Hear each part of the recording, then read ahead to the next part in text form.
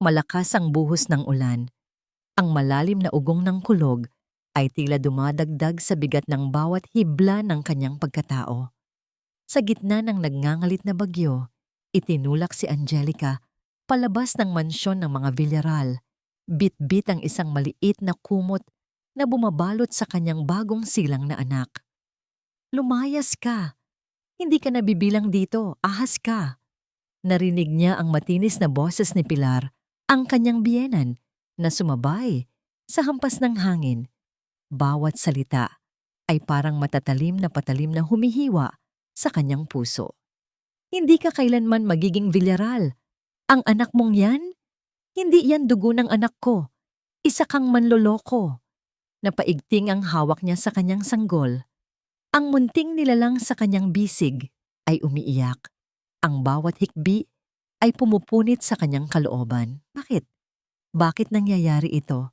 Hinawakan niya ng mahigpit ang munting pisngi ng anak. Mainit. Ang kanyang katawan naman ay giniginaw na sa lamig at takot. Tiningnan niya ang mansyon, ang lugar na akala niya ay kanyang tahanan, ang lugar kung saan niya ipinangako ang kanyang sarili at pagmamahal kay Christian. Ngunit ngayon, ang mga pader nito ay parang nagsisilbing piitan na nagkulong sa kanyang pag-asa. Nakita niya si Christian sa likod ng rehas ng bakod. Ang kanyang mukha ay basang-basa ng luha, ngunit nanatili siyang tahimik. Hindi siya kumilos, hindi man lang nagtangkang pigilan ng kanyang ina. Parang binundol ng lumaragasang tren ang puso ni Angelica. Ang taong pinagkatiwalaan niya ng lahat, ang ama ng kanyang anak, ay hinayaan siya ng itaboy palabas sa gitna ng unos. "Christian," ang bulong niya, ngunit ang kanyang boses ay nalunod sa lakas ng bagyo. Walang anuman, walang pagtingin, walang pagtatanggol. Huminga siya ng malalim, pilit pinakalma ang sarili. Kailangan niyang maging matatag para sa kanyang anak, para kay Baby Lara. Naglakad siya, walang patutunguhan, hinayaan ang hangin na maitulak siya sa bawat hakbang. Ang ulan ay lumalakas. Ang kanyang buhok ay dumidikit sa mukha. Ang kanyang damit, na puno ng sariwang dugo mula sa kanyang panganganak, ay dumidikit sa kanyang balat. Masakit. Ang buong katawan niya ay masakit. Hindi lang sa panganganak, kundi sa hapdi ng bawat panghuhusga. "Ina, hindi ko po kayo maintindihan." Narinig niya ang sigaw ni Christian, ngunit parang nagmula ito sa ibang dimensyon. "Ipinanganak ko ang anak mo." "Christian, paano mo magagawa ito sa amin?" Ang sigaw niya sa hangin, sa bagyo, sa kawalan. Ang resulta ng DNA test, iyon ang ginamit nila para sirain siya. Ang papel na nagsasaad na hindi si Christian ang ama ng kanyang anak. Isang kasinungalingan. Isang malaking kasinungalingan na nagpunit sa kanyang mundo. Napakasakit. Napakalaki ng sakit. Hindi nagtagal. Naramdaman niya ang matinding pagkahilo.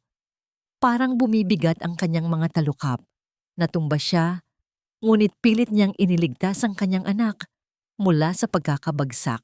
Humawak siya sa isang lumang poste ng kuryente na tumba. Sa ilalim ng isang malaking puno, doon siya nagkubli. Ang kanyang mga labi ay nanginginig. Ang kanyang anak ay tahimik na ngayon, nakasiksik sa kanyang dibdib. Pinakiramdaman niya ang munting tibok ng puso nito. Buhay. Ito ang tanging bagay na mahalaga. "Anak ko, patawarin mo si Mama." Bulong niya habang unti-unting lumabo ang kanyang paningin. Hindi siya susuko. Hindi siya hahayaan ng mga Villaral na manalo. Para sa anak niya, lalaban siya. Mabilis siyang bumuo ng panata sa kanyang puso. Nang maramdaman niya na halos mawalan na siya ng ulirat, may isang puting ilaw na sumilaw sa dilim. Isang kotse. Huminto ito sa harapan niya. Binuksan ang pintuan. Isang matangkad na anino ng lalaki ang lumabas. Bit-bit ang isang payong. Lumapit siya kay Angelica. "Angelica Villaral?" Ang boses niya ay malalim at may awtoridad. Napaigtad si Angelica. May dala siyang folder, makapal. At ang kanyang mukha ay walang emosyon, maliban sa isang titig na parang bumubusisi sa buong pagkatao ni Angelica. Hindi niya maintindihan bakit may taong lumalapit sa kanya sa gitna ng bagyo. Nagulat si Angelica. Sa gitna ng kanyang kawalan ng pag-asa, sa gitna ng bagyo na sumasalamin sa kanyang kalooban, may isang estranghero na tila alam ang kanyang pangalan. Ang payong ay nagbigay ng kaunting proteksyon mula sa buhos ng ulan, ngunit ang kanyang puso ay nanatiling kinakabahan. "Sino ka?" Ang halos pabulong na tanong ni Angelica habang mahigpit pa ring yakap ang kanyang anak. Ang lamig ay umaabot na hanggang sa kanyang buto. Ang lalaki ay lumuhod, halos magkapantay sila. Ang kanyang mga mata ay matalim, ngunit may bakas ng awa. "Ako si Elias Montealegre. Ikinagagalak kitang makilala. Ginang Montefalco." Napamaang si Angelica. "Montefalco? Ano ang ibig sabihin nito? Hindi ba Villarreal ang kanyang apelyido? O mas tama, dati niyang apelyido? Ibinigay ni Elias ang isang makapal na sobre. Mayroon kang importanteng dapat malaman. Hindi ka Angelica Villarreal. Ikaw si Angelica Montefalco, ang nag-iisang tagapagmana ng Montefalco Holdings." Parang tumigil ang mundo ni Angelica. Narinig niya ang mga salita, ngunit hindi ito naiproseso ng kanyang utak. Montefalco? Isang kumpanyang nagkakahalaga ng bilyon-bilyong dolyar. Ito ay parang isang panaginip, isang masamang biro sa gitna ng kanyang kalagayan. "Nagkakamali kayo." Ang sagot niya, pilit na pinipigilan ang pag-iyak. "Wala akong alam sa sinasabi ninyo. Ang kailangan ko lang ay protektahan ang anak ko." Ngumiti si Elias, ngunit hindi umabot sa kanyang mga mata. "Naiintindihan ko ang iyong pagdududa, Ginang Montefalco. Subalit, ito ang katotohanan. Ang iyong ina, si Elena Montefalco, ay nag-iisang anak ni Don Alejandro Montefalco. At ikaw, ang kaisa-isang apo, ang tanging buhay na tagapagmana." Ipinakita ni Elias ang mga dokumento, sertipiko ng kapanganakan ni Elena, mga lumang litrato, at isang kopya ng testamento ni Don Alejandro. Ang mga litrato ay nagpakita ng isang batang babae na may kaparehong ng ngiti ng kanyang ina. Nakita niya ang isang litrato ng kanyang ina na kasama si Don Alejandro, isang matandang lalaki na may seryosong mukha. Hindi niya kailanman nakilala ang kanyang lolo. Ang kanyang ina ay palaging tahimik tungkol sa kanyang pamilya. Tanging sinasabi na sila ay simpleng tao at masaya sila sa kanilang buhay. Hindi ko po maintindihan, bakit ngayon lang? Ang tanong niya, unti-unting lumalakas ang boses. Kung totoo yan, bakit ngayon lang siya nagpakita? Nagkaroon ng komplikasyon sa paghahanap sa'yo. Matagal kang nawala sa radar, lalo na matapos magpalit ng apelyido ang iyong ina nang magpakasal. Pinilit kanyang itago sa mga mata ng publiko at sa mata rin ng iyong lolo. Paliwanag ni Elias, tumayo at inalok ang kanyang kamay upang tulungan si Angelica. Ang iyong lolo ay isang mapagmahal na tao sa kabila ng kanyang panlabas na anyo. Nagtago siya ng isang malalim na sugat sa kanyang puso, isang pagtataksil sa pag-ibig na nagpalamig sa kanya. Naniwala siyang ang kapangyarihan lang ang makakapagprotekta. Ngunit bago siya pumanaw, naunawaan niyang ang tunay na kapangyarihan ay nasa pagmamahal at pagpapatawad. Tinitigan ni Angelica ang kanyang anak na tahimik na ngayon, mahimbing na natutulog sa kanyang bisig.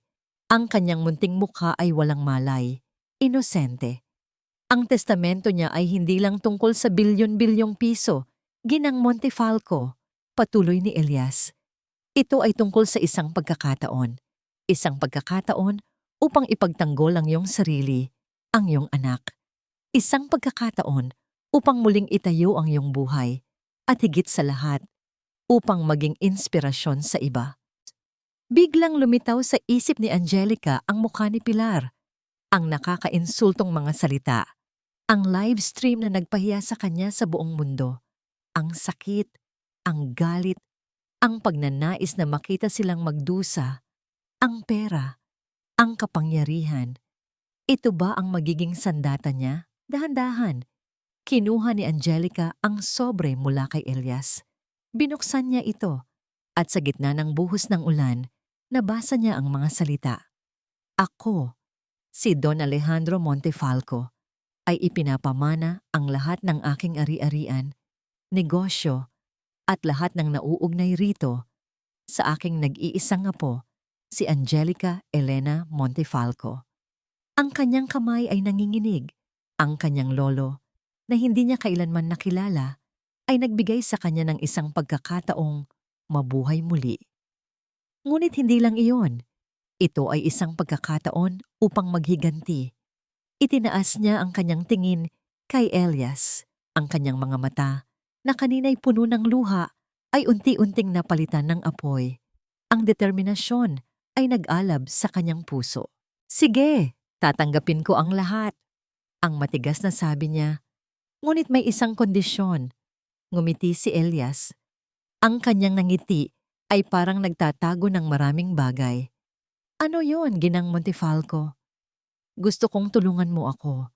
Gusto kong malaman ang buong katotohanan sa likod ng lahat ng ginawa sa akin ng mga Villarreal. At gusto kong silang lahat ay magbayad.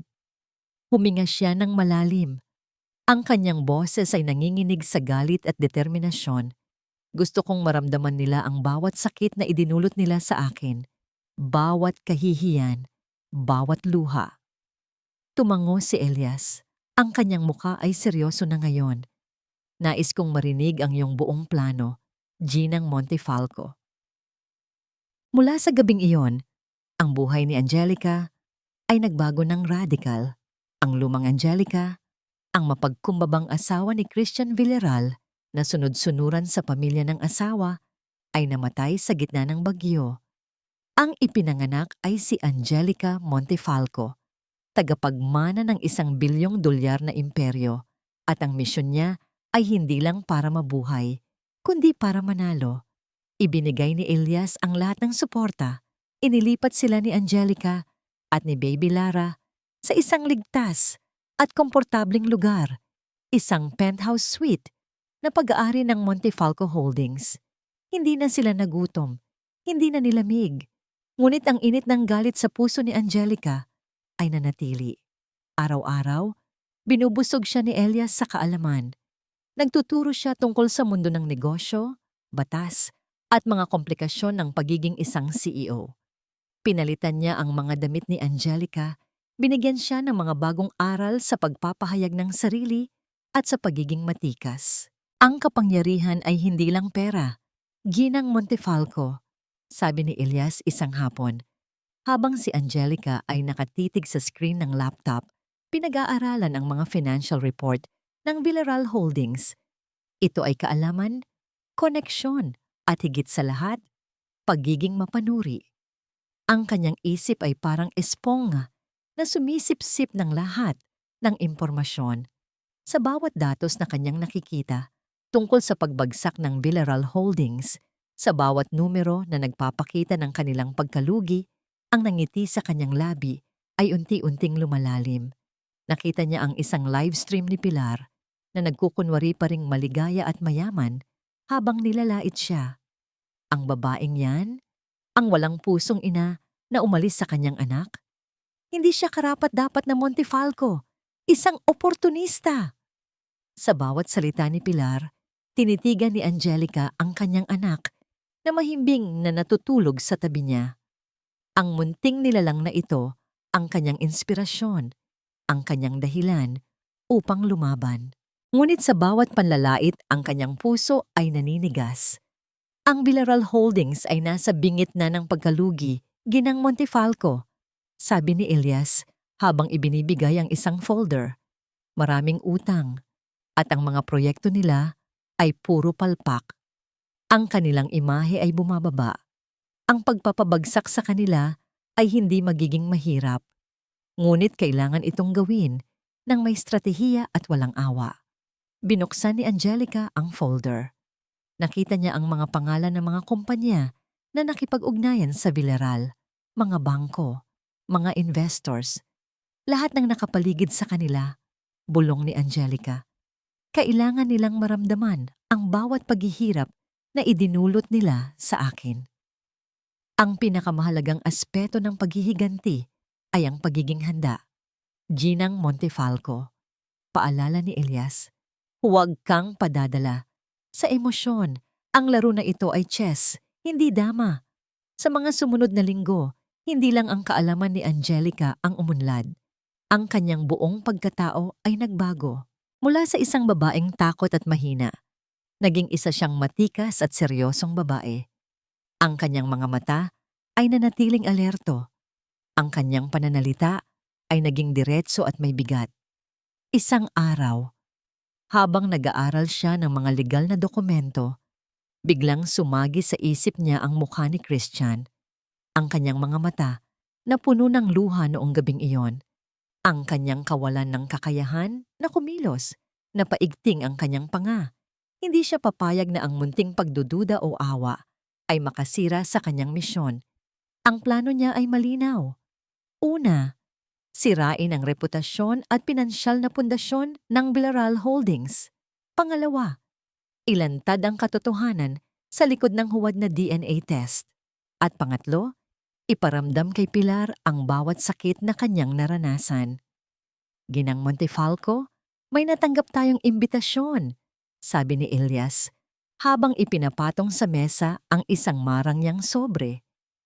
Isang charity gala na inorganisa ng Villarreal Foundation. Ang pangalan ni Pilar at Christian Villarreal ang nakalagay bilang mga host. Kinuha ni Angelica ang sobre. Binuksan niya ito ng marahan. Ang isang litrato ni na Christian at Pilar ay nakadikit sa card. Nakangiti, nagkukunwari na sila ang perpektong pamilya. Isang malamig na ngiti ang sumilay sa labi ni Angelica. Ang kanyang mga mata ay nagningning sa paghihiganti. Magandang balita, ang sabi niya, habang ibinabalik ang imbitasyon kay Elias. Isang magandang pagkakataon upang ipaalam sa kanila na hindi pa ito tapos. Ang gabi ng charity gala ay dumating, dala ang matinding tensyon na bumabalot sa buong mundo ng alta sosyedad. Ang mga pader ng ballroom ay punong-puno ng mga taong may matataas na posisyon, naglalakad sa gitna ng matatalim na tsismis at nakakabinging paghuhusga. Ngunit ang pinakamabigat na tsismis ay nakasentro sa isang pangalan, Angelica Villarreal. Sa isang sulok, si Pilar Villarreal ay abala sa pakikipag-usap sa mga maimpluwensyang bisita. Pilit na pinapanatili ang kanyang nakakainis ng ngiti. Sa kanyang tabi, si Christian ay tahimik. Ang kanyang mga mata ay parang malalim na balon ng lungkot. Ang kanyang isip ay ligaw, pabalik-balik sa alaala ng gabi ng bagyo. Hindi niya makalimutan ang mukha ni Angelica. Puno ng luha, yakap-yakap ang kanilang anak. Biglang bumukas ang malaking pintuan ng ballroom. Parang may pumigil sa oras. Lahat ng ulo ay sabay-sabay na napalingon. Ang mga bulungan ay unti-unting namatay, napalitan ng katahimikan. Pumasok si Angelica Montefalco. Hindi na siya ang dating Angelica Villarreal na mahina at payat. Siya ay nakasuot ng isang eleganteng itim na gown na bumagay sa kanyang figura. Ang kanyang buhok ay nakapusod ng maayos at ang kanyang mukha ay pininturahan ng isang professional makeup artist na nagbibigay diin sa kanyang matatalim na mata. Ang bawat hakbang niya ay puno ng kumpiyansa, bawat galaw ay puno ng awtoridad. Ang bawat mata ay nakatingin sa kanya, puno ng pagtataka at gulat. Siya ba talaga yan? Ang babaeng ipinahiya at itinapon ng mga Villarreal? Nakita niya si Pilar. Ang mukha ng kanyang biyenan ay namutla. Ang mga ngangiti ay naglaho. Ang takot at pagkabigla ay malinaw na nakaukit sa kanyang mukha. Ang mga mata ni Christian ay lumaki. Parang nakakita siya ng multo. Ang kanyang bibig ay bahagyang nakabukas, hindi makapaniwala sa kanyang nakikita. Naglakad si Angelica ng diretso sa gitna ng ballroom. Ang kanyang mga mata ay nakakandado, kay Pilar. Sa bawat hakbang, naramdaman niya ang init ng apoy ng paghihiganti na bumabalot sa kanya. Ginang Villaral, ang matamis ngunit malamig na boses ni Angelica habang lumalapit kay Pilar. Hindi ko inaasahan na makikita ka rito. Pilit nang ngumiti si Pilar, ngunit ang kanyang mga mata ay nagpapakita ng pagkabahala. Angelica, hindi. Miss Montefalco, anong ginagawa mo rito? Ako ang bagong CEO ng Montefalco Holdings, sagot ni Angelica. Ang kanyang tinig ay may diin. Isang karangalan na makasama kayo sa gabi ng pagbibigay. Bumaling si Angelica sa mga bisita. Ang kanyang ngiti ay parang isang maskara.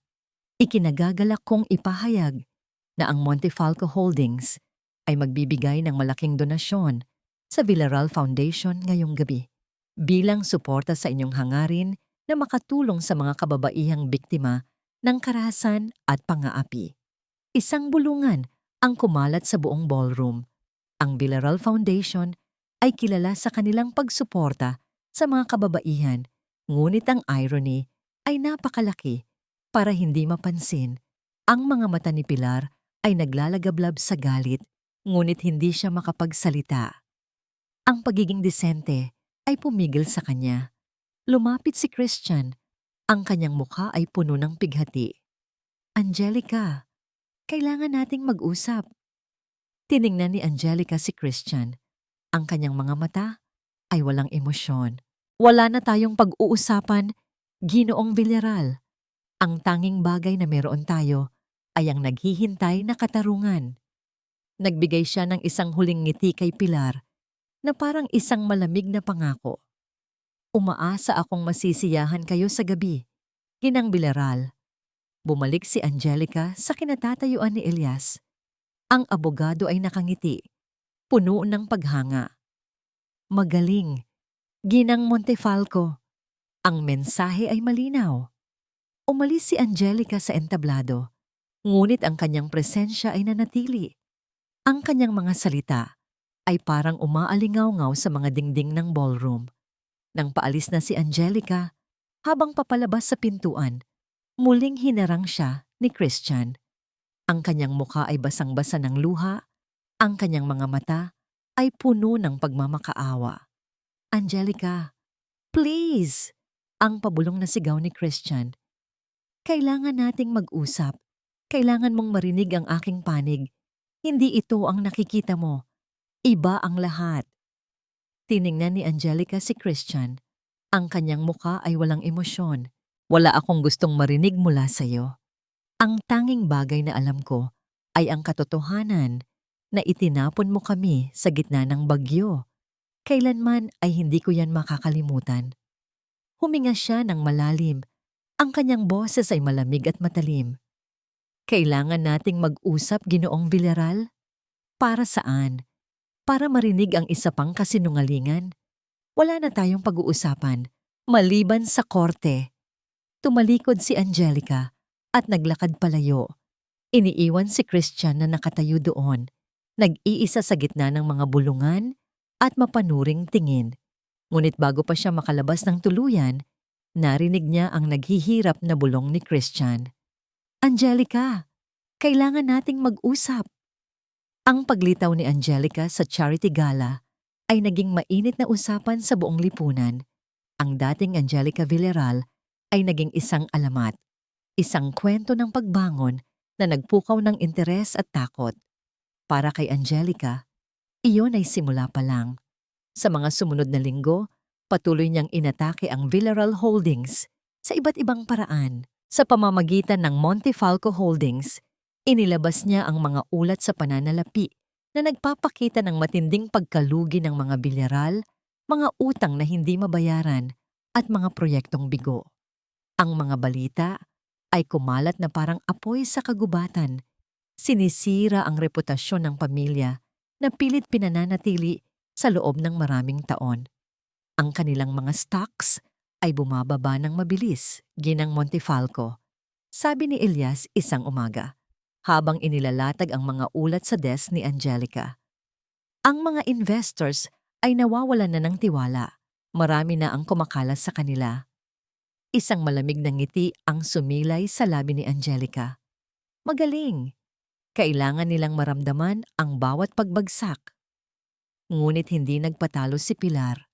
Nag-organisa siya ng press conference, pilit na ipinagtatanggol ang kanyang pamilya at muling binato ng putik si Angelica. Ang babaeng yan ay isang manloloko, nagpapanggap na Montefalco para lang makahutot ng pera, sigaw ni Pilar sa harap ng media. Ang kanyang pagbalik ay para lamang sa paghihiganti. Siya ay walang puso. Ngunit si Angelica ay handa. Sa parehong araw, naglabas ang Montefalco Holdings ng mga dokumento na nagpapakita ng mga transaksyong pandaraya ng Villarreal Holdings, kabilang ang mga ghost projects at mga illegal na pautang. Ang mga balita ay muling sumabog. Ngayon, ang mga Villarreal ang nasa depensiba. Sa kabila ng lahat ng ito, may isang bagay na patuloy na gumugulo sa isip ni Angelica, si Christian. Mula ng gabing iyon sa gala, nakatanggap siya ng mga sulat at text mula kay Christian. Ang kanyang mga mensahe ay puno ng pagmamakaawa, pagpapaliwanag, at pagsisisi. Angelica, alam kong galit ka sa akin, ngunit hindi ito ang nakikita mo. Iba ang lahat. Pinipilit ako ng aking ina. Pakiusap, bigyan mo ako ng pagkakataon. Mayroon akong dapat sabihin sa iyo na magbabago sa lahat. Mahal kita, Angelica. Mahal na mahal ko kayo ng anak natin. Sa bawat mensahe, ang puso ni Angelica ay naguguluhan. Ang kanyang isip ay nagsasabi na ito ay isang panloloko, isang paraan ni Christian upang makakuha ng awa. Ngunit ang isang maliit na bahagi ng kanyang puso ay nagdududa. Bakit niya mararamdaman ang ganito? Matapos ang lahat ng ginawa nila sa kanya. Isang hapon, habang nag-aayos ng mga lumang gamit sa lumang opisina ng kanyang lolo, sa Montefalco Holdings, nakita niya ang isang lumang kahon. Ito ay puno ng mga lumang litrato, mga sulat at pomnam, tatambasis at isang diary. Ang diary ay pag-aari ng kanyang lolo. Sa mga pahina nito, nabasa ni Angelica ang mga kwento ng pag-ibig, pagtataksil, at pagkabigo. Isinulat niya ang tungkol sa isang babae na kanyang minahal, na niloko siya, at kung paano siya nagtiwala ng bulag. May isang litrato na nakasiksik sa huling pahina ng diary. Isang litrato ng isang babae, maganda, na nakangiti. Ngunit may bakas ng kalungkutan sa kanyang mga mata. At may isang sulat na nakalakip. May petsang ilang taon bago ipanganak si Angelica. Ang sulat ay nagsasabi, ang katotohanan ay palaging nakatago sa likod ng mga maskara. Huwag kang magtitiwala ng lubusan, ngunit huwag ka ring mawala ng pag-asa sa kabutihan. May mga lihim na masakit malaman, ngunit masakit ding itago. Napabuntong hininga si Angelica. Ang mga salita ng kanyang lolo ay parang nagpapaalala sa kanyang sitwasyon. Nang gabing iyon, habang iniisip ang lahat ng ito, nakatanggap si Angelica ng isang tawag. Hindi nakarehistro ang numero. Pinindot niya ang answer button. Hello? Isang nanginginig na boses ang narinig niya. Boses ng isang babae. Mag-ingat ka sa Villarreal, Angelica. Marami silang itinago, lalo na tungkol sa bata. Ang DNA test. Pekeng lahat. Napaigtad si Angelica. Sino ka? Anong alam mo? Ngunit bago pa siya makasagot, ang linya ay naputol. Ang puso ni Angelica ay kumabog ng mabilis. Ang huling pahina ng diary ng kanyang lolo ay biglang nagkaroon ng kahulugan. Ang mga mensahe ni Christian. Ang tawag na yon, nagsimula siyang magduda, hindi lang sa mga Villarreal, kundi sa lahat ng kanyang nalalaman. Ang kanyang paghihiganti ay tila nagiging mas komplikado. Ang boses sa kabilang linya ay umalingaw-ngaw sa isip ni Angelica. Ang mga salita tungkol sa pekeng DNA test, tungkol sa bata, ay nagdulot ng matinding pagkalito. Hindi na lang basta galit ang nararamdaman niya. Mayroon ng mas malalim, mas nakakabagabag na pagdududa. Kinausap niya si Elias tungkol dito. Ang abogado ay seryoso at nagbigay ng direktiba na palakasin pa ang seguridad. Mukhang may alam ang tumawag sa'yo, Ginang Montefalco, pero kailangan nating maging maingat. Ang mga bilyeral ay hindi basta-basta susuko. Habang abala si Angelica sa pagpaplano ng susunod niyang hakbang, biglang may kumatok ng mahina sa kanyang opisina. Pinihit niya ang doorknob. Nakatayo sa harap niya si Christian. Nagulat si Angelica. Hindi niya inaasahan na makikita si Christian dito. Ang kanyang hitsura ay nakakabagabag, gulo ang buhok, may malalim na eye bags, at ang kanyang mga mata ay nanunungkit, namumugto. Ang dati niyang matikas na tindig ay napalitan ng pagod at kawalan ng pag-asa. Anong ginagawa mo rito? Ang matigas na tanong ni Angelica, subalit may bahid ng pagkabahala sa kanyang boses. Pumasok si Christian sa loob ng opisina. Isinara ang pinto sa kanyang likuran. Ang kanyang mga kamay ay nanginginig habang may inilalabas na isang maliit na USB drive mula sa bulsa ng kanyang pantalon. Hindi ako narito para magmakaawa, Angelica. Ang mahinang sabi ni Christian. Ang kanyang tinig ay halos pabulong. Narito ako para ibigay ito sa iyo. Inabot niya ang USB drive kay Angelica. Nakatitig si Angelica sa maliit na bagay na yon. Tila ito ang susi sa lahat ng kanyang pagdududa. Ano yan? Ang katotohanan, ang sagot ni Christian. Ang kanyang mga mata ay nanlalaki sa sakit. Ang katotohanan sa likod ng lahat ng ginawa sa atin ni Mama, sa likod ng DNA test, sa likod ng pagtatago niya sa akin ng lahat. Napailing si Angelica. Wala akong pakialam sa mga kasinungalingan mo, Christian. Sinira mo ang buhay ko. Hindi. Hindi ko yan intention, Angelica. Lumapit si Christian. Ang kanyang mukha ay puno ng pighati. Hindi ko kailanman gugustuhing saktan ka o ang anak natin. Pero, inatake ako ni Mama. Tinakot niya ako na sasaktan niya kayo kung hindi ko siya susundin. Umupo si Angelica sa kanyang swivel chair. Ang kanyang puso ay kumakabog ng malakas. Isinaksak niya ang USB drive sa kanyang computer. Lumabas ang isang folder na may nakalagay na para kay Angelica. Ang katotohanan. Binuksan niya ito. Unang lumabas ang mga audio recording, pagkatapos ay mga video, mga dokumento. Narinig niya ang boses ni Pilar. Nagpaplano ng pekeng DNA test. Narinig niya ang banta ni Pilar kay Christian. Sinasabi na kung hindi niya susundin ang lahat, hindi lang si Angelica ang magdurusa, kundi pati na rin ang ibang anak ni Christian. Ang kanyang mga mata ay nanlalaki sa bawat salitang kanyang naririnig. Ang mga video ay nagpapakita ng mga transaksyon ng Villarreal Holdings na nagpapakita ng matinding pandaraya, paglustay ng pondo at pagbabayad sa mga opisyal para manatiling tahimik. Ngunit ang pinakamatinding bumulagta kay Angelica ay ang isang video kung saan si Pilar ay kausap ang isang doktor. Narinig niya ang boses ni Pilar. Sinasabi na kailangan nating sabihin kay Christian na namatay ang kanyang anak sa dating kasintahan. Ano ito, Christian? Ang tanong ni Angelica. Ang kanyang boses ay nanginginig sa galit at pighati. Ano ang pinagsasabi nito? Lumuhod si Christian sa harap ni Angelica. Ang kanyang mga mata ay puno ng luha. Angelica, meron akong anak sa dating kasintahan bago pa kita nakilala. Pero sinabi ni Mama na namatay ang bata.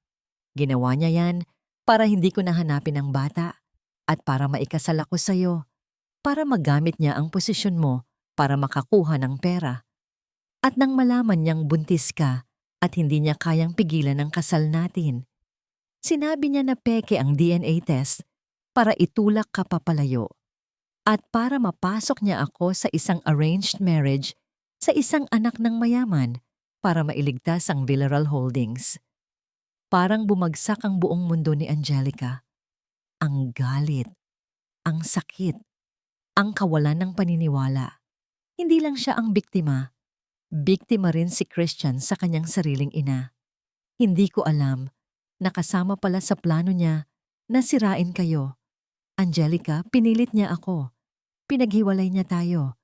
Pinilit niya akong paniwalaan na wala na ang aking anak sa dating kasintahan. At ikaw, pinaniwala niya akong nagtaksil ka. Pero hindi totoo iyon. Ikaw ang mahal ko. At ang anak natin, siya ang aking buhay. Pumikit si Angelica. Pilit na pinipigilan ang luha. Ngunit ang sakit ay masyadong matindi. Ang galit kay Pilar ay umabot sa pinakamataas na antas. Hindi ko kayang isipin na ginawa niya yan, ang sabi ni Angelica. Ang kanyang boses ay halos wala na. Pumasok si Elias sa opisina. Nakita ang eksena. Tiningnan niya si Angelica. Pagkatapos ay si Christian. Angelica, kailangan mong makita ito, sabi ni Christian. Itinuturo ang isa pang file. Ito ay isang detalyadong plano ni Pilar kung paano wasakin ang Montefalco Holdings kung sakaling malaman ni Angelica ang katotohanan. Ang kanyang ina ay hindi lang isang oportunista. Siya ay isang halimaw. Kinumpirma ni Elias ang pagiging tunay ng mga dokumento at audio-visual evidence. Lahat ng ito ay sapat na para pabagsakin ang Villarreal Holdings at mapakulong si Ginang Pilar Villarreal. Lumuhod si Christian sa harap ni Angelica. Ang kanyang mga mata ay nananalangin. Patawarin mo ako, Angelica. Ginawa ko ito para sa inyo. Alam kong huli na ang lahat, pero kailangan mong malaman ang katotohanan. Handa akong harapin ang anumang kahihinatnan. Ang tanging hiling ko lang ay malaman mo na hindi ako nagtaksil sa'yo at mahal ko kayo ng anak natin. Tiningnan ni Angelica si Christian. Ang kanyang mukha ay puno ng nagbabanggaang emosyon. Ang sakit ng pagtataksil ay naroon pa rin, ngunit ngayon ay may bagong layer ng pag-unawa. Ang kanyang paghihiganti ay hindi na lang basta personal. Ito ay para sa lahat ng biktima ng kasinungalingan at manipulasyon ni Pilar. Ang pagbulagta ng katotohanan ay parang isang mabigat na pasanin sa balikat ni Angelica. Ang USB drive ni Christian ay hindi lamang naglalaman ng ebidensya ng pagtataksil ni Pilar, kundi pati na rin ng isang sulyap sa kanyang sariling sakit. Ngunit sa halip na lunurin siya sa pighati, ang mga revelasyon ay nagbigay sa kanya ng panibagong lakas. Ang laban na ito ay hindi na lang para sa kanya at sa kanyang anak. Ito ay para sa katarungan. Kailangan nating maging handa, Angelica. Ang seryosong paalala ni Elias habang sinisiyasat nila ang mga ebidensya. Malakas ang Villarreal. Hindi sila basta-basta susuko. Hindi sila makakasuko, Elias. Ang matigas na sabi ni Angelica. Ang kanyang mga mata ay nagliliyab sa determinasyon. Sisiguraduhin kong magbabayad sila sa bawat kasinungalingan, sa bawat luha na ipinadanas nila. Ang Montefalco Holdings, sa ilalim ng pamumuno ni Angelica, ay mabilis na nag-organisa ng isang press conference. Ito ay hindi lamang basta pagpapahayag ng bagong produkto o serbisyo. Ito ay isang bomba na babasag sa lahat ng kasinungalingan ng mga Villarreal. Ang mga media outlet ay nagtipon, puno ng pag-aabang. Nandoon si Pilar, kasama ang kanyang mga abogado. Pilit na pinapanatili ang kanyang matigas na mukha, ngunit may bakas ng kaba sa kanyang mga mata. Nagulat siya nang makita niya si Christian na umupo sa tabi ni Angelica. Ang kanyang mukha ay seryoso at handang harapin ang lahat. Anong ibig niyang sabihin nito, Christian? Ang galit na bulong ni Pilar, ngunit nanatili itong tahimik. Tumayo si Angelica sa harap ng mikropono. Ang kanyang tindig ay matikas. Ang kanyang boses ay malinaw at may awtoridad. Magandang umaga sa inyong lahat. Narito ako ngayong araw upang ibunyag ang isang malaking kasinungalingan na nagpunit sa isang pamilya at nagwasak sa buhay ng isang inosenteng ina. Simula pa lang, bumulagta na ang unang bomba. Ipinakita ni Angelica ang orihinal na DNA test results na nagpapatunay na si Christian ang tunay na ama ng kanyang anak. Pagkatapos, ipinakita niya ang mga video at audio recordings na ibinigay ni Christian na nagpapakita ng pagpaplano ni Pilar na pekein ng DNA test ang pagbabanta niya kay Christian at ang pagmamanipula niya sa kanyang anak upang paniwalaan na namatay ang kanyang unang anak. Ang buong media ay nabigla. Ang mga flash ng kamera ay walang tigil. Ang mga bulungan ay lumakas. Kasalanan niya yan. Ang babaeng, yan ang nag-udyok sa anak ko. Ang biglang sigaw ni Pilar. Pilit na sinisira ang kredibilidad ni Angelica. Nagsisinungaling siya. Ngunit si Angelica ay handa.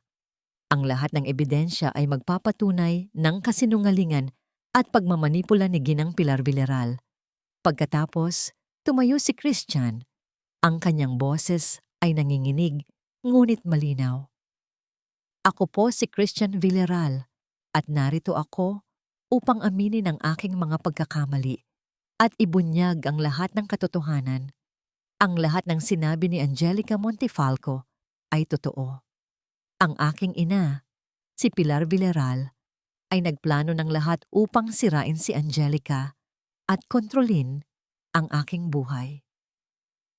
Ikinuwento niya ang lahat mula sa pagmamanipula ni Pilar, ang pagbabanta, hanggang sa pagpapaniwala sa kanya na namatay ang kanyang unang anak.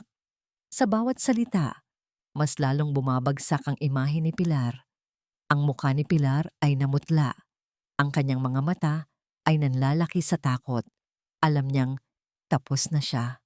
Ipinakita ni Angelica ang huling ebidensya, ang mga dokumento na nagpapatunay ng malawakang pandaraya sa Villaral Holdings, ang paglustay ng pondo at ang mga illegal na transaksyon na naglagay sa kumpanya sa bingit ng pagkalugi. Ang mga mamamahayag ay naguunahan sa pagtatanong. Ang mga social media ay nag-init. Ang pangalan ng Villaral ay naging kasing kahulugan ng pandaraya at kasinungalingan. Huwag, hindi totoo yan. Ang sigaw ni Pilar. Tumayo at pilit na lumalapit kay Angelica.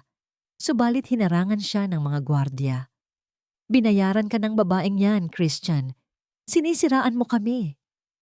Ang katotohanan ang mananaig, Ginang Villaral. Ang matigas na sabi ni Angelica, habang tinitignan ng kanyang biyenan na puno ng galit at pagkabigo. At ang katotohanan ay mayroon kang malaking pananagutan sa lahat ng ginawa mo. Sa sandaling iyon, pumasok ang mga pulis sa press conference. May hawak silang warrant of arrest para kay Pilar Villaral at sa ilan sa kanyang mga kasabwat. Ang mga flash ng kamera ay nagpatuloy. Ang mga mamamahayag ay nag-uunahan sa pagkuha ng larawan. Pilit na lumaban si Pilar, ngunit wala na siyang magagawa. Nang hilahin siya ng mga pulis, ang kanyang mga mata ay nagkaroon ng matinding galit at paghihiganti. Hindi mo pa alam ang lahat, Angelica. Ang matinis na sigaw ni Pilar habang kinakaladkad siya palabas. Ang pinakamasakit ay naghihintay pa sa'yo. Hindi pa tapos ito. Ngunit si Angelica ay nanatiling matatag. Ang kanyang mukha ay walang emosyon. Ang kanyang puso ay nakaramdam ng isang kakaibang halo ng paglaya at kapaitan.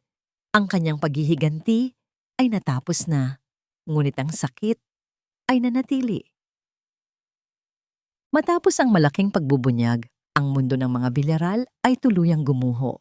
Si Pilar ay nakulong, nahaharap sa maraming kaso ng pandaraya at pagmamanipula. Ang Villaral Holdings ay nagsampa ng petition for bankruptcy. Ang pangalan ng Villaral ay naging kasing kahulugan ng kahihiyan at kasinungalingan. Para sa marami, si Angelica Montefalco ang bayani na nagdala ng katarungan. Ngunit para kay Angelica, ang tagumpay ay may kasamang malalim na kapaitan. Ang kanyang paghihiganti ay natapos, ngunit ang mga sugat sa kanyang puso ay nanatili. Ang mga salita ni Pilar, bago siya dalhin ng pulis, ang pinakamasakit ay naghihintay pa sa'yo, ay patuloy na umalingaw-ngaw sa kanyang isip. Isang araw, habang inaayos ni Angelica ang mga lumang dokumento ng kanyang lolo sa Montefalco Mansion, nakakita siya ng isang nakatagong compartment sa ilalim ng isang lumang drawer.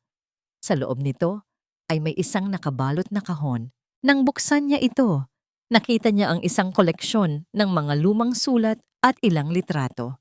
Ang mga litrato ay nagpakita ng isang batang babae na napakagandang babae. May kaparehong mga mata ng kanyang ina. At sa tabi nito, mayroong isang litrato ng isang batang lalaki na may seryosong mukha, ngunit may mga mata na puno ng pagmamahal. Isang mas batang Elias Montealegre. Nagulat si Angelica. Bakit mayroong mga litrato ni Elias kasama ang kanyang ina? Binuksan niya ang mga sulat. Ang mga sulat ay palitan ng kanyang ina at ni Elias. Ang mga ito ay nagsasabi ng isang lihim na pag-ibig. Isang pag-ibig na ipinaglaban ngunit hindi nagtagumpay. Mahal kong Elena, ang nabasa ni Angelica sa isang sulat mula kay Elias. Patawarin mo ako. Hindi ko kayang ipagtanggol ka sa desisyon ng iyong ama. Mahal kita at pinipili kong ilayo ang sarili ko para sa iyong kaligtasan. Sana ay maintindihan mo. At sa isang sulat mula sa kanyang ina, masakit, Elias. Napakasakit. Ngunit alam kong ginagawa mo ito para sa akin. Sana isang araw ay mahanap mo ang iyong kapayapaan. Napagtanto ni Angelica. Ang kanyang ina at si Elias ay nagmamahalan. Ngunit pilit silang pinaghiwalay ng kanyang lolo, Don Alejandro Montefalco, na ayaw na masaktan muli ang kanyang anak tulad ng nangyari sa kanya. O marahil, may iba pang dahilan. Nang gabing iyon, kinausap niya si Elias. Umupo sila sa living room ng Montefalco Mansion sa gitna ng katahimikan. Elias, ang mahinang sabi ni Angelica, habang inilalabas ang mga lumang litrato. Nakita ko ito. Tiningnan ni Elias ang mga litrato. Ang kanyang mukha ay nagpakita ng matinding lungkot. Si Elena, ang iyong ina. Mahal mo siya, ang sabi ni Angelica. Hindi ito isang tanong kundi isang pahayag. Tumango si Elias. Opo, mahal na mahal ko siya. Siya ang aking buhay. Ngunit hindi ako karapat-dapat. Ang iyong lolo ay ayaw na masaktan ng iyong ina. At mayroon akong malalim na sikreto. Isang pagkakamali na nagpilit sa akin na lumayo sa kanya. Ikinuwento ni Elias ang lahat. Kung paano siya, bilang isang batang abogado, ay nagkaroon ng malaking pagkakamali sa kanyang karera na naglagay sa kanyang pamilya sa peligro. Upang protektahan ang kanyang pamilya at si Elena, pumili siyang lumayo. Ngunit ang paghihiwalay na yon ay nagdulot din ng matinding sakit. Nang mamatay ang iyong lolo, Angelica, ipinagkatiwala niya sa akin ang misyon na hanapin ka. Sabi ni Elias, ang kanyang boses ay puno ng emosyon. Gusto niyang siguraduhin na hindi mo mararadasan ang sakit na naranasan ng iyong ina. Gusto niyang bigyan ka ng pagkakataon na ipagtanggol ang iyong sarili. Ang pagtulong ko sa iyo ay hindi lamang utang na loob sa iyong lolo. Ito ay pagtubos sa aking mga pagkakamali at isang paraan upang maging bahagi ng kanyang pamana na hindi ko nagawa para sa iyong ina. Naunawaan ni Angelica. Ang kanyang lolo, sa kabila ng kanyang panlabas na anyo, ay may puso. At si Elias, ang kanyang matikas na abogado, ay may malalim na sugat sa kanyang puso na ngayon lamang niya naunawaan. Ang pagiging malalim na koneksyon ni Elias sa pamilya Montefalco ay nagbigay ng bagong perspektibo sa kanya. Ngunit ang tanong ni Pilar ay nanatili. Ang pinakamasakit ay naghihintay pa sa iyo. Ano pa ang maaring mangyari? Kinabukasan, narinig niya ang balita. Si Christian ay hinatulan ng korte. Hindi siya nakasuhan sa lahat dahil nagbigay siya ng kooperasyon. Ngunit siya ay nakulong pa rin sa loob ng 2 taon dahil sa kanyang pagiging kasabwat at pagtatago ng impormasyon. Sa kabila ng lahat, nakaramdam siya ng isang kakaibang ginhawa. Hindi na siya mararamdaman ng galit kay Christian, ngunit ang sakit ay nanatili. Napakita ni Elias ang isang lumang kwintas na may pendant na may isang kakaibang simbolo. Ang iyong lolo ay nag-iwan ng huling mensahe, Angelica, Nasa loob ng kwintas na ito, isang code na magbubunyag sa tunay na landas ng puso ng Montefalco. Ang kwintas na iniwan ng kanyang lolo ay hindi lang isang simpleng alahas.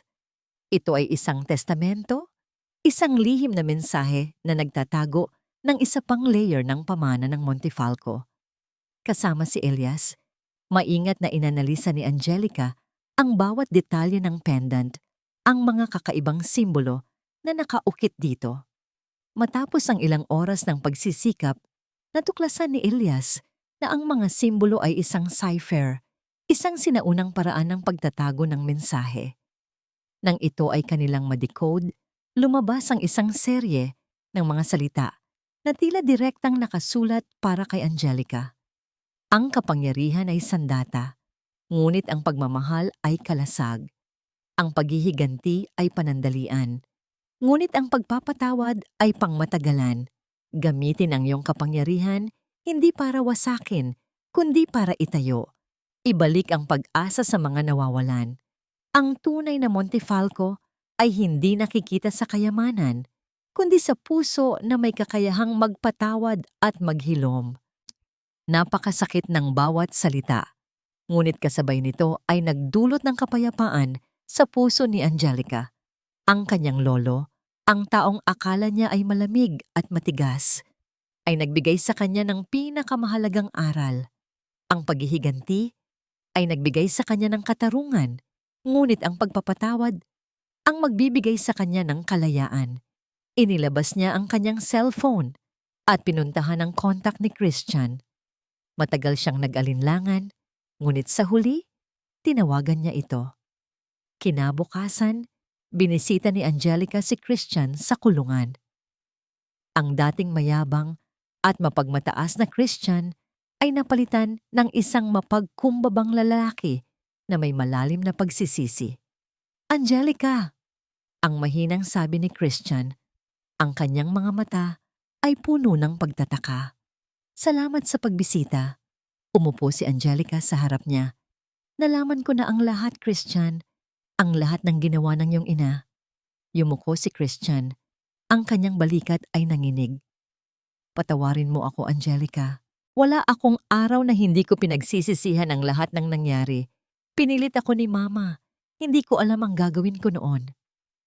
Tiningnan ni Angelica si Christian. Ang kanyang puso ay nakaramdam ng kirot, ngunit hindi nagalit. Alam kong biktima ka rin. Ngunit ang pagiging tahimik mo ay nagdulot din ng sakit, Christian. Ang pagpapatawad ay hindi para sa iyo, kundi para sa akin. Para sa kapayapaan ng aking puso. Itinaas ni Christian ang kanyang ulo, ang kanyang mga mata ay lumuha. Maraming salamat, Angelica. Hindi mo alam kung gaano kahalaga ang sinabi mo sa akin. Hindi ko ito kakalimutan.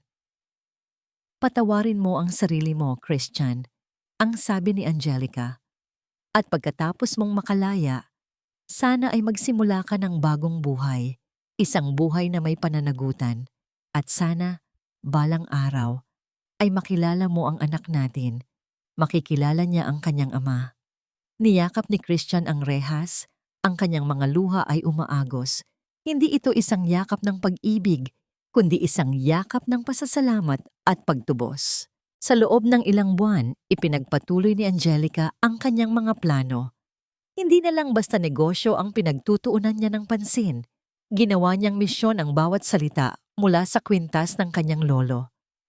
Formal niyang inilunsad ang Montefalco Hope Foundation, isang organisasyon na naglalayong tulungan ang mga kababaihan at ina na biktima ng karahasan, pang-aabuso at kawalan ng katarungan. Ang bilyon-bilyong piso mula sa Montefalco Holdings ay inilaan upang magbigay ng legal na tulong, psychological support at mga training programs upang muling makabangon ang mga kababaihan. Sa araw ng paglulunsad ng foundation, si Angelica ay tumayo sa harap ng maraming tao. Ang kanyang boses ay malakas at puno ng inspirasyon. Dati, ako ay biktima, ngunit pinili kong hindi maging biktima habang buhay. Pinili kong bumangon at gamitin ang bawat sakit na naranasan ko upang maging lakas. Ang pagpapatawad ay hindi ibig sabihin na kalimutan natin ang nakaraan. Ito ay nangangahulugang pipiliin natin na huwag hayaang kontrolin ng nakaraan ng ating hinaharap. Ang kanyang anak, si Baby Lara, ay masiglang naglalaro sa isang sulok, nakasubaybay sa kanyang ina. Sa kanyang tabi ay si Elias, ang kanyang matapat na tagapagpayo, ang kanyang kaibigan, at ang taong naging bahagi ng kanyang pagbangon. Ang kanyang mga mata ay puno ng paghanga at isang uri ng pag-ibig na walang hinihinging kapalit. Sa gabi, habang buhat ni Angelica ang kanyang anak at pinapakain ito, nakaramdam siya ng kapayapaan. Ang kanyang mundo ay hindi na puno ng galit at paghihiganti. Mayroon ng pag-asa, pagmamahal, at isang mas malalim na layunin. Ngunit sa gitna ng kapayapaan, may isang sulat na dumating sa kanyang opisina. Isang sulat mula sa isang babae, sinasabi ang kanyang kwento ng pang-aabuso, ang kanyang kawalan ng pag-asa. Ang huling linya ng sulat ay nagsasabi, "Paano ko po mahahanap ang lakas para magpatawad tulad ninyo?" Nakatitig si Angelica sa huling linya ng sulat. Paano ko po mahahanap ang lakas para magpatawad tulad ninyo? Ito ay isang tanong na matagal na rin niyang tinatanong sa sarili niya.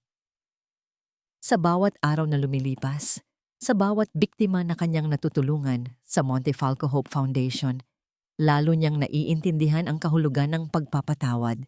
Umupo siya sa kanyang desk, kinuha ang isang panulat at papel, at nagsimulang sumulat. "Mahal kong ginang, nabasa ko ang iyong sulat at bawat salita mo ay umantig sa aking puso. Naiintindihan ko ang iyong sakit, ang iyong galit, at ang iyong pagdududa. Ako mismo ay dumaan sa parehong landas, isang landas na puno ng pighati at paghihiganti. Noong una, ang pagpapatawad ay parang imposibleng gawin. Paano mo patatawarin ang mga taong nagdulot sa iyo ng matinding sakit, mga taong nagpunit sa iyong pagkatao? Ngunit natutunan ko, sa mahirap na paraan, na ang pagpapatawad ay hindi para sa kanila. Ito ay para sa iyo. Ang pagpapatawad ay hindi nangangahulugang kalimutan mo ang nakaraan. Hindi ito nangangahulugang pinawalang bisa mo ang sakit na iyong naranasan. Ang pagpapatawad ay isang pagpili na palayain ang iyong sarili mula sa bigat ng galit at poot. Ito ay isang desisyon na huwag hayaang kontrolin ng nakaraan ang iyong kasalukuyan at ang iyong kinabukasan. Nagsimula akong magpatawad nang maisip ko ang aking anak. Hindi ko gustong lumaki siya sa isang mundo na puno ng galit. Gusto kong makita niya ang isang inang puno ng pag-asa, ng pagmamahal, at ng lakas na bumangon mula sa abo. Hindi madali. May mga araw na bumabalik ang sakit, ang alaala ng pang-aapi. Ngunit sa bawat araw na pinipili kong magpatawad, mas lalo akong nakakahanap ng kapayapaan. Mas lalo kong nakikita ang ganda ng buhay. Kailangan mong hanapin ang iyong lakas, ginang. Ito ay nasa loob mo. Nasa bawat pagsubok na iyong nalampasan. Nasa bawat luha na iyong inilabas. Gamitin mo ang sakit na yan upang maging isang sandata. Hindi upang sirain, kundi upang itayo ang iyong sarili at tulungan ng iba. Ang Montefalco Hope Foundation ay itinatag para sa mga tulad mo. Narito kami upang suportahan ka, upang gabayan ka sa iyong paghilom. Huwag kang mag-atubiling humingi ng tulong. Hindi ka nag-iisa. Ang buhay ay puno ng mga pagsubok, ngunit puno rin ito ng mga pagkakataon. Pagkakataon upang magmahal, upang lumago, upang maging inspirasyon. Ang iyong kwento ay mahalaga. Ang iyong boses ay mahalaga. Naway makahanap ka ng kapayapaan at lakas. Buong pagmamahal, Angelica Montefalco. Matapos ang sulat, pinihit ni Angelica ang kanyang upuan at tiningnan ang view sa labas ng bintana. Ang sikat ng araw ay sumisinag sa syudad, nagbibigay ng bagong pag-asa. Sa loob ng Montefalco Hope Foundation, Ang mga kababaihan ay abala sa iba't ibang gawain. May nag-aaral ng pananahi, may nagpapayo, may naglalaro, kasama ang kanilang mga anak. Ang mga ngiti sa kanilang mga mukha ay nagpapakita ng kanilang panibagong pag-asa. Nakita niya si Elias na nakatayo sa labas ng kanyang opisina, nakangiti.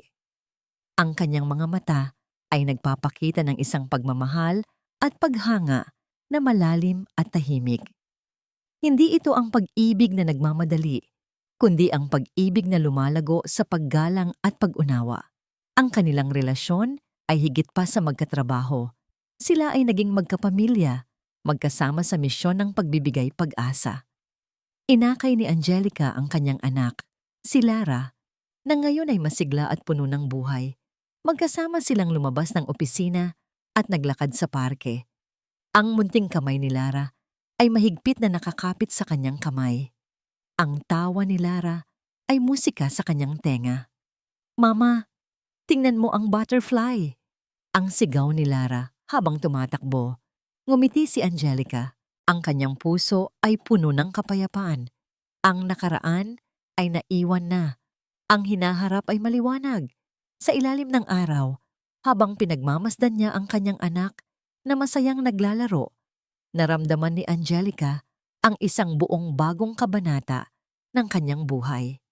Ang kanyang pamana ay hindi lamang ang Montefalco Holdings, kundi ang pag-asa na kanyang ipinamamahagi, ang pagmamahal na kanyang ibinibigay, at ang patunay na ang bawat sakit ay maaaring maging lakas kung mayroon tayong determinasyon at puso na handang magpatawad. At dito nagtatapos ang kwento ni Angelica Montefalco, isang kwento ng pagbangon at pag-asa. Sa aming minamahal na mga tagapakinig, lubos po akong nagpapasalamat sa inyong pagtangkilik at pagsama sa aming paglalakbay sa buhay ni Angelica.